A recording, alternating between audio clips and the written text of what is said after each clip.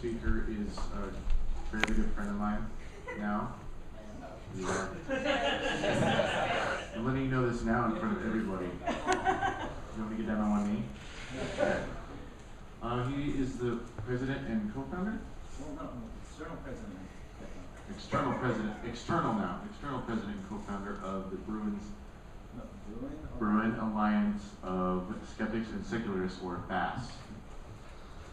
You'll be happy there's a B there. It's a good story about that you can ask him later. He's going to be telling you about how to do optimal online outreach opportunities for So without further ado, here's Roy Natian with Thank you, Joe. So can y'all hear me? Good, okay. So this isn't the best title for this talk, but I can't resist alliteration. Wait a minute. Okay. My talk's essentially on various ways to use the internet to communicate things about your group and to organize your group members and officers. So the web is a series of tools. Some senator said that, I forget who. Ted Stevens. Who? Ted Stevens? Okay, yeah, he would. So, so when it comes to the web, I like to separate into two parts. There's the internal aspect and the external aspect. The external aspect is your group website and the ways and means you use to communicate with members and the public. And then there's the internal part, which is all the tools, web tools you can use to organize your members and organize your officers, communicate and share information and plan things. So there are a lot of tools you can use, and I've tried many kinds, and over time I've whittled down my toolbox to a few select tools, most of which actually focus on Google-based tools. I'm going to kind of evangelize about Google, which I do all the time.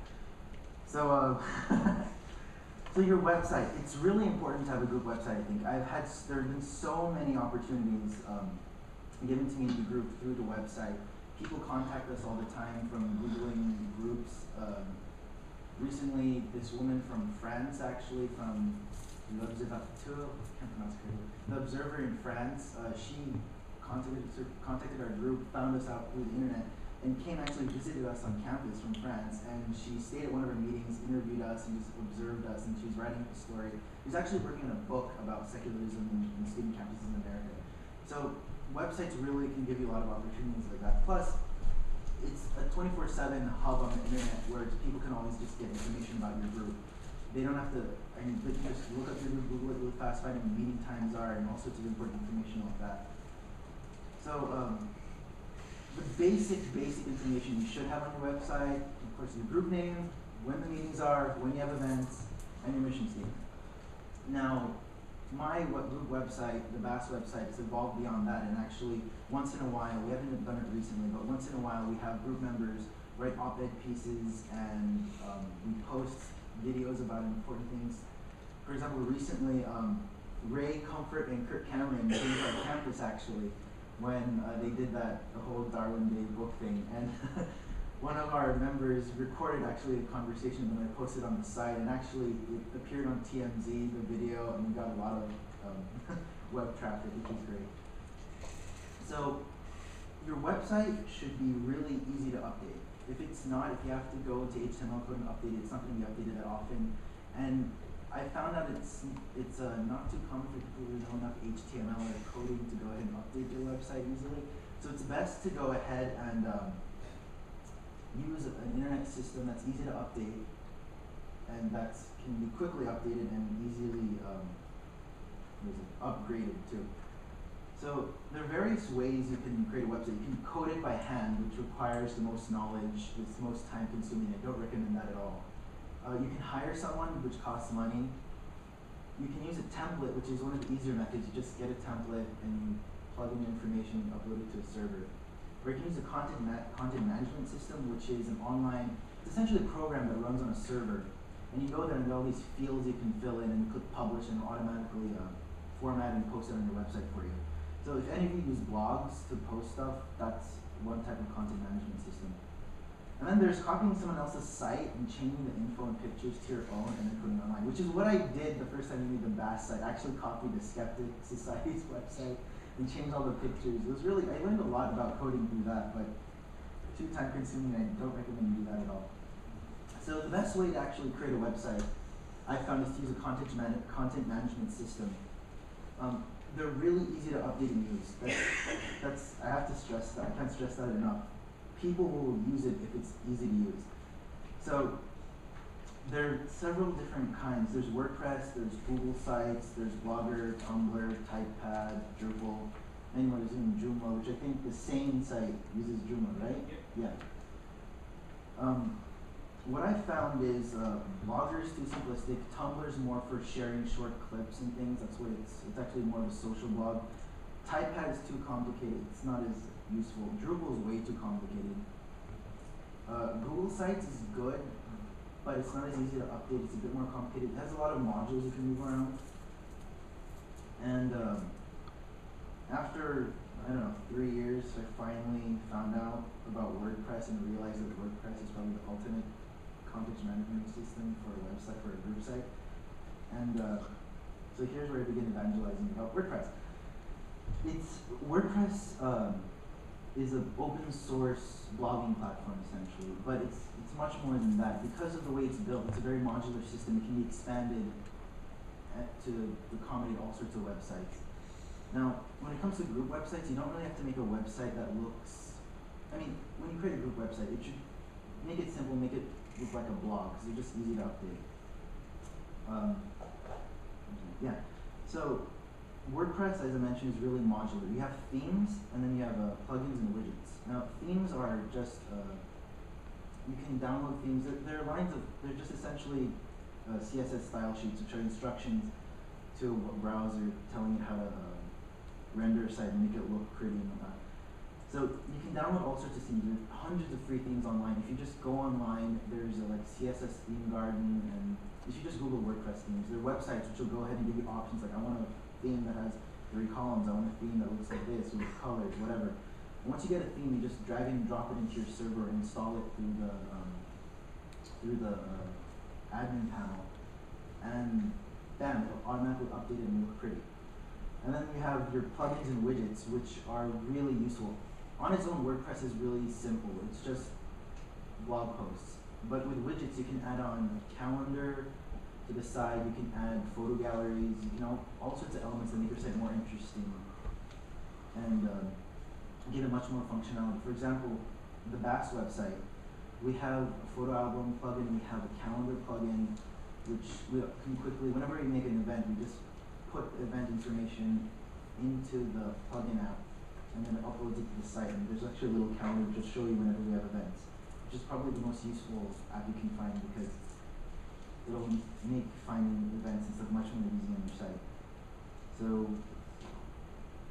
now, when it comes to, here's a bit more of the technical backend part. There are 2 ways to host a WordPress account or WordPress site. There's WordPress.com, which is a free service from WordPress. You can go up and sign up for an account, and it'll give you a blog, and then from there you can manipulate the logo and add hosts and whatnot.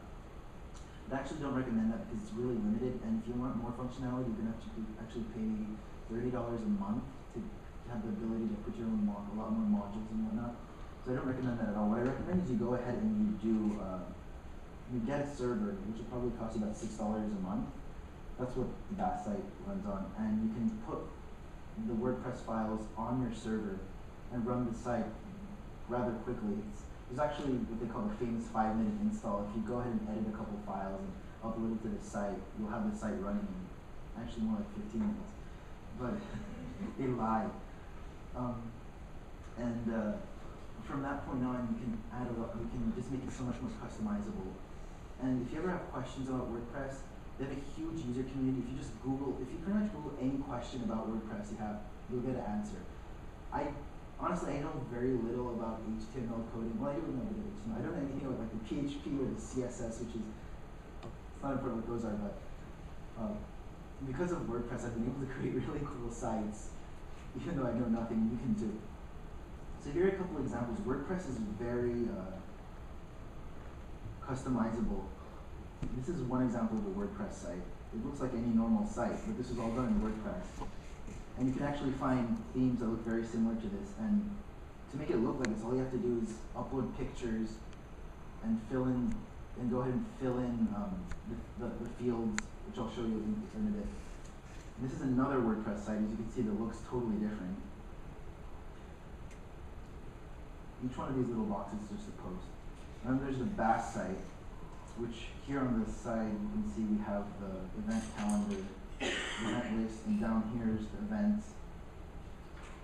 And on the side you can put all sorts of little widgets showing different types of information. So, okay. Here's the back end of WordPress. Now, it looks a bit complicated, but don't worry about that. You really don't have to ever look at these things ever. What you do have to do is, whenever you want to post something, you can just go really quickly to the post link.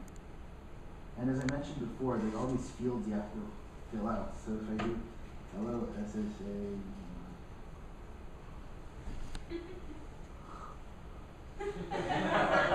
so that's really basic post. I can just click publish.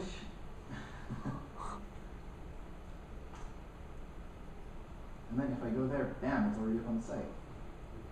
So that's just a really simple post, but that just goes to show you how easy it is to update. And you can give, the nice thing about WordPress also is you can give accounts to all your group members, or whoever you want to actually, with different levels of access. So some people can just write stuff, some people edit stuff and whatnot, but it's nice because you can really get your group to contribute more to your site by writing posts and opinion pieces and just interesting things they find. And it's a really great way to get more people to find out about your group, because the more content you have on your website, the more likely it's going to be found on Google and other search engines.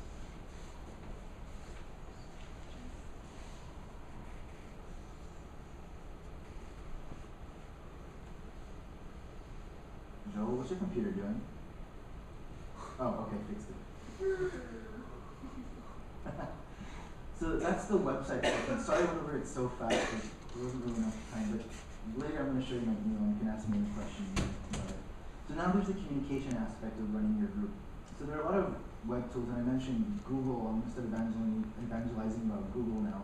Google really just has all the tools you need to effectively communicate with group members, share files, and organize events.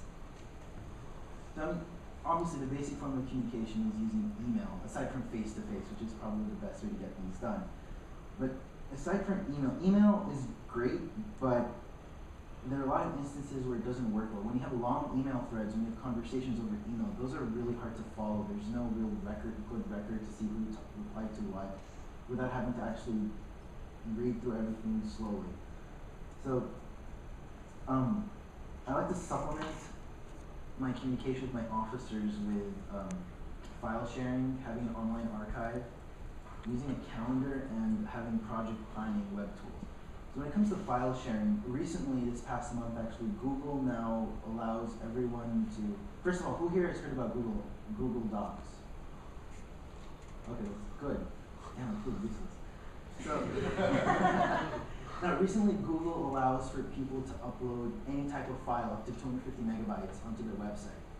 Before you couldn't upload anything, and then a bit after, a couple years into Google Docs, you could only upload PDFs and Word documents. Now I can upload any file, and you can go ahead and make folders and share those folders with only specific people. And I don't actually use that, but you could. I use Dropbox.com, which is a great little site and program that you install. It's a program installed on your computer that creates a folder.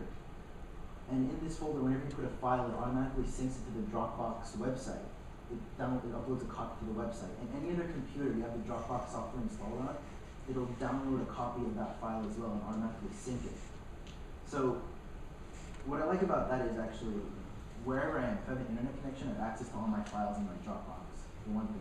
Second thing is, if other people have a Dropbox account, you can share specific folders with people. Just put the email address in, and if they have a program, it'll just share all the files in that folder, upload to them.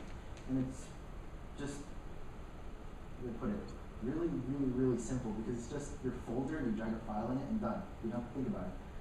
Now, online archives. I suggest you make an online archive of files and important documents so that when it comes to succession planning and future officers and new officers, you want to have a record of all your files and important documents. And actually what I've started doing is I've created an online archive/history where I go ahead and I just write about different experiences or who you have to talk to do this or that. If you want to reserve a room, you go here. It's just like an instruction manual specifically for our group, specifically for the UCLA policies pertaining to student groups and whatnot. Now then there's calendars. Google Calendar is the best calendar, period.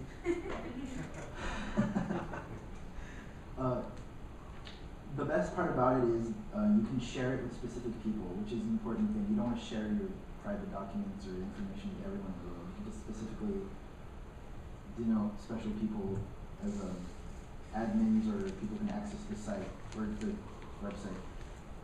And then there's doodle.com. Now, who has had this problem where you're trying to go ahead and schedule a meeting and you're sending emails and no one's responding really, or you can't figure out when to meet everyone? Only Lucy? Oh, you too. Okay, good. So, this is for you. There's doodle.com. It's a website. It's a website with a calendar and some other things, but the best part about it is you have a calendar which has a polling feature, and you can specify days and times, and people can check off the days and times that are available, and it'll automatically tabulate it, and then you can see the days which people are most available. And then you can quickly schedule your events that way. And then project planning. So I bet a lot of you have heard about Google Wave and the brouhaha about that and everyone getting excited. Well, Google Wave actually sucks.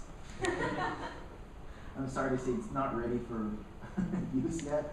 But when it does become available, I've actually used it in my CFI on campus promotions committee organizing. We have to design a few items, and it's a really useful way to organize conversations and plan things because it's a mixture of instant messaging, forum threads, and email put together, and the organization's really good for quickly seeing the thought structure and pattern of people, the conversations and whatnot. And now, but if you actually really want to do project planning, the best thing to use is Google Docs because you can actually have a document open and multiple people can be looking at the same document. At the same time, a chat box will appear and all of you can chat together at the same time while working on things. Now, communication with members. So obviously Facebook. And then there are also, what? And then there's listservs, which are just, for example, Secular Coalition of America, when you sign up for their action alert, you're signing up for a listserv, which is just a system that has a whole database of emails and just mass emails everyone. So Google Groups provides a great free one. You just create a Google group for your student group, and then just input people's emails as they give it to you, and then if you want to blast an email, everyone can get it, and then you can respond to it. And you can do all sorts of settings so that if people respond to it, only you get it, or the group, all the group gets it. So just use that if you want to have a cheap, free way to just mass email everyone. There's also one that some schools provide, and UCLA provides one for their student groups, so you should really look into what your school policies are. And then there's purchasing a service, which probably you could do if you want to. It gives you more functionality, but you don't really need it. And that's it. Any questions? Yes? Dropbox, is that right? Yeah, Dropbox is compatible with Mac, Linux, Windows. Yeah. Joel? Do you have any invites from Google Wave that for anyone that might want to try it? Oh yeah. So so Joel and I actually mostly Joel has a ton of Google Wave invites. If you guys want to try it, you can. Shoot, I don't have a link. I should send that link out, I guess. Yeah. But we have a we'll somehow send out a link or invite. Or talk to us later and give us your email. We'll send you an invite for it so you can try it out yourself. And once you get it, we'll also give you maybe 8 or 10 invites yourself, which you can share with your officers, and you can try it out to see if that helps you organize. Because it really does work well. The problem is it's a bit slow, and it's still kind of buggy. It's getting better all the time, but it's still not there yet. But if you're dedicated, you want to use it, it'll work well. Any other questions? Joe? What about Google Buzz? Google Buzz. Okay. Oh yeah, Twitter, Google Buzz, those things, don't use it. It's a waste of time. It won't help your group at all. Twitter really is a waste of time. Look, I use, the skeptical community, like people from JRF, mostly JRF actually. I follow a lot of people from James Rand Educational Foundation on Twitter, and we constantly tweet each other, communicate. That sounds wrong. Communicate, and it's really a nice way to quickly send out messages and share things. But aside, if you don't have a community that uses it to communicate with each other, it's pretty much pointless. I mean, unless you have important information to give out and there are a lot of people following you, don't use it. It's a waste of time. Yes. You mentioned communicating outside of the group Mhm. very much. In other words, people who are in the group need to know what's going on, be able to talk to one another. But how do you get the general public your opinions? When they search for faith-based initiatives of abortion, Oh. how does your group come up and say, this is our position, these are our arguments? Alright, so pretty much the only way non-students are going to find out about your group, actually two ways. One is if someone writes about your group in an email, or for example, when Bass first started, DJ Grothy in Point of Inquiry, they used to mention new student groups that formed, and he mentioned us there, and that was one way people found out about us. Another way is pretty much just through Google is the other way. Now here's where we go into search engine optimization, or SEO, which is such a big buzzword, but there are ways which you can format your website, format your posts so that they'll be more relevant in Google searches.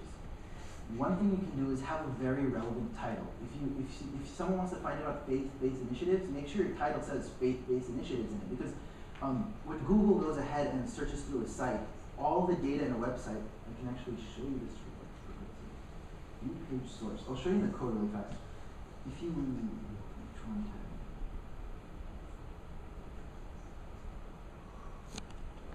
okay, you see here this thing?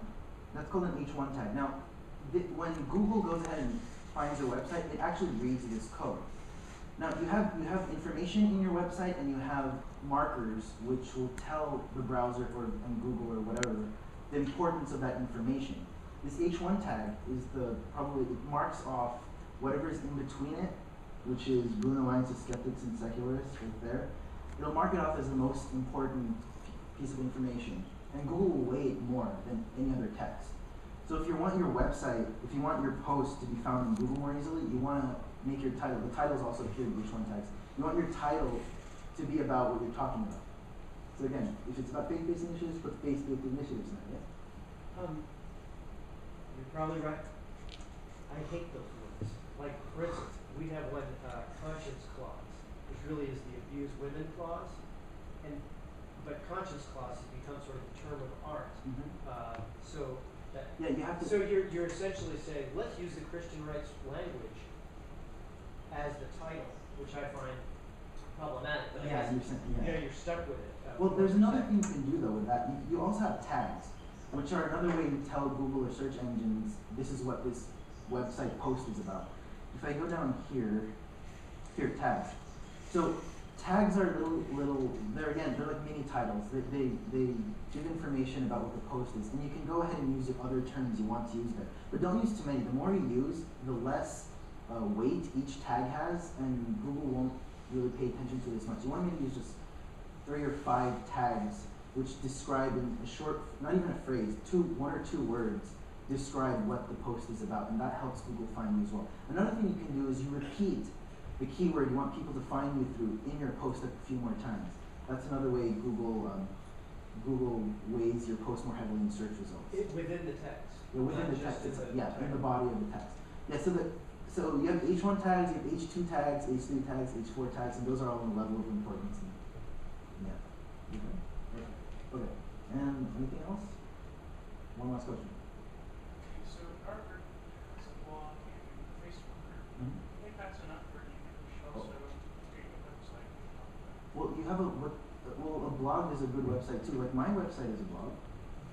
So it's just as long as your group information is out there and it's organized in a relatively logical manner, you're fine. So Facebook and having a website's all you need pretty much. Don't even use Twitter. Alright, that's it. But if you have any questions, you can damn it, Joel. You can email me. Minimize it. Minimize what?